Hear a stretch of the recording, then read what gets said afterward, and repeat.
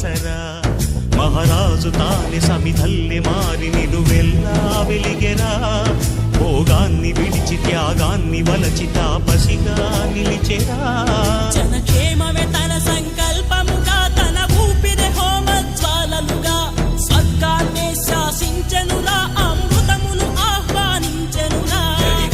జాడతో ఈ వేళ జన జీవితాలు చిగురించేలా కాలసీమలో ఈ వేళ రతనాల ధారలే కురిసేలా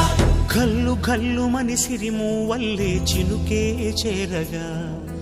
జల్లు జల్లు మని పులకింతల్లు పుడమే పాడగా